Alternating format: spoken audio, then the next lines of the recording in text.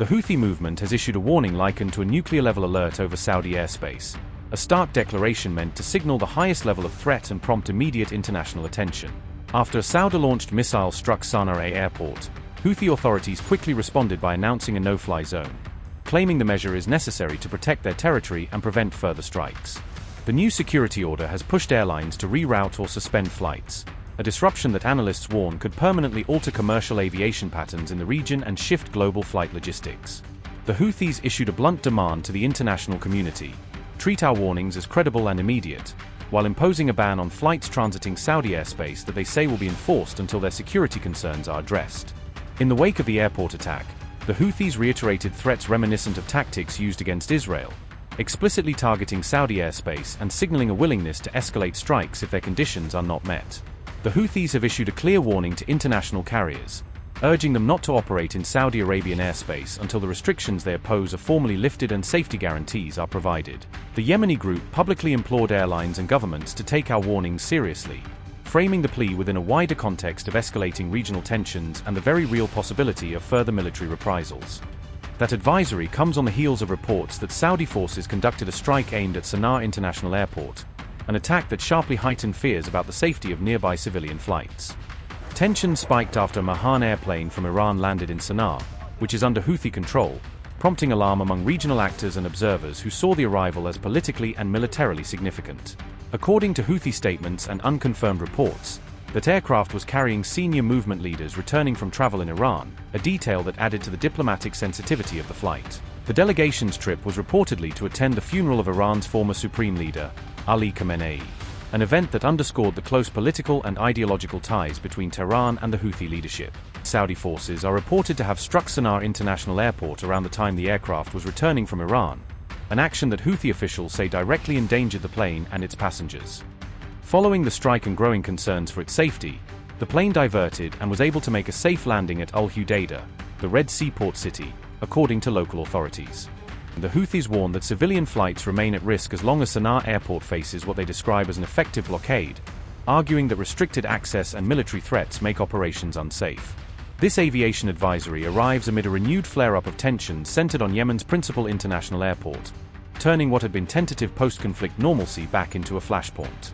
The Houthis have a history of issuing comparable warnings in the past, specifically targeting commercial flights with perceived links to Israel, which has repeatedly raised alarm across the aviation sector. Regional carriers and aviation authorities are now closely monitoring the evolving security situation, reassessing routes and contingency plans to mitigate potential risks to passengers and crew. The latest Houthi advisory has reignited fresh concerns about the safety of civilian aviation across the Middle East, prompting airlines, insurers, and governments to re-evaluate risk and operational decisions.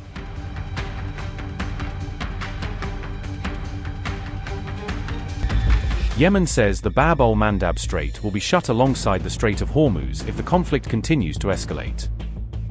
Houthi leaders claim that a dual blockade could trigger a massive shock to global energy markets, with crude prices reaching $200 a barrel. A senior Yemeni official says Bab al-Mandab and Hormuz could be closed together as part of a coordinated military operation.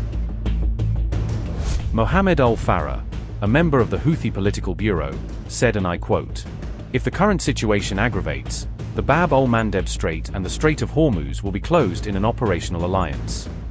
Oil prices would then skyrocket to $200 a barrel in a dreadful shock." Unquote. The Houthis have warned that any new Saudi strike will trigger a wider escalation across regional sea lanes.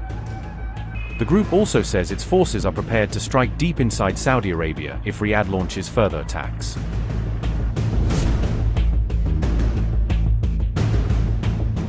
The Bab al-Mandab Strait remains one of the world's most critical maritime choke points, linking the Red Sea with the Suez Canal. Ansarullah says shutting both Bab al-Mandab and the Strait of Hormuz would deliver a devastating blow to global energy markets. The Houthis accuse Washington of encouraging Saudi Arabia to open a new military front against Yemen.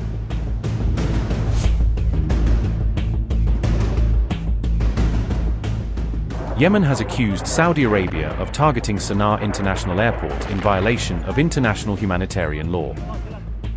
Houthi leaders warn that Saudi Arabia will face serious consequences if further attacks are carried out. The group says its campaign to break what it calls the long-running blockade of Yemen will continue. The Yemeni armed forces carried out a high-quality military operation targeting Obo International Airport, launching several ballistic missiles and drones. By the grace of God, the operation successfully achieved its objectives.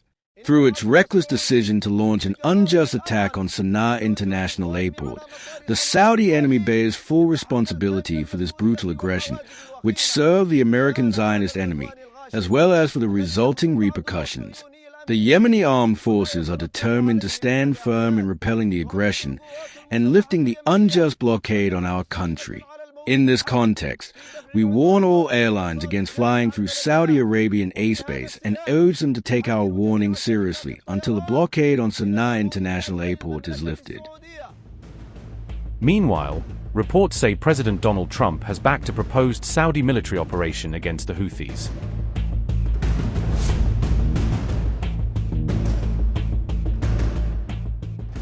Saudi Arabia is actively exploring ways to bypass Iran's strategic grip over the vital Strait of Hormuz as regional tensions continue to intensify. Riyadh is reportedly considering a major expansion of its Red Sea oil pipeline project to reduce dependence on the vulnerable Gulf route.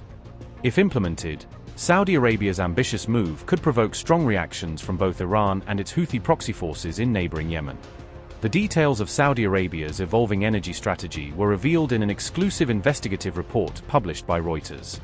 At present, Saudi Arabia's crude oil pipeline is capable of transporting nearly 7 million barrels of oil per day through the Red Sea route. The Saudi kingdom is now reportedly planning to increase that capacity by an additional 2 million barrels per day, according to Reuters. Preliminary discussions over the proposed expansion have reportedly already begun with several of Saudi Arabia's key Gulf allies. Kuwait's top petroleum authority has publicly acknowledged that talks with Saudi Arabia are underway regarding the proposed pipeline expansion project. Qatar could also become part of the initiative after its liquefied natural gas exports suffered disruptions following recent Iranian strikes. However, analysts warn that Saudi Arabia's ambitious strategy could require several years and billions of dollars before becoming fully operational.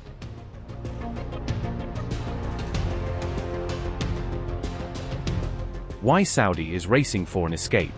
Iran's blockade on Strait of Hormuz Gulf producers were forced to shut in nearly 12 million barrels of oil per day. Iraq oil output drops, production reportedly plunged to 1.5 million barrels per day from 4.3 million barrels in May. Iran attacks on energy infrastructure, strikes on sites in Kuwait, Bahrain, and Qatar forced a large-scale reduction in energy production. The Saudi move could also intensify competition with the UAE's existing Fujairah crude oil pipeline and export corridor. Abu Dhabi has already completed an expansion of its own pipeline, significantly doubling export capacity to the Fujairah terminal. This comes after reports that Saudi Arabia barred U.S. military aircraft from operating out of Prince Sultan Air Base for 4 days in May. Donald Trump's Hormuz push triggered a sharp rift with Saudi Arabia, according to a Wall Street Journal report. The Wall Street Journal reported that Saudi Arabia rejected the Trump administration's first major effort to reopen the Strait of Hormuz during the recent regional crisis. According to the report, the Saudi decision has deepened diplomatic differences between Washington and Riyadh at a time of heightened tensions with Iran. The report also said Saudi Arabia suspended U.S. access to key military bases and airspace for operations directed against Iran. That reported decision is said to have complicated American military planning during one of the most tense phases of the confrontation with Tehran. Amid the growing disagreement, the Wall Street Journal reported that President Trump threatened to limit supplies of missile interceptors to Saudi Arabia.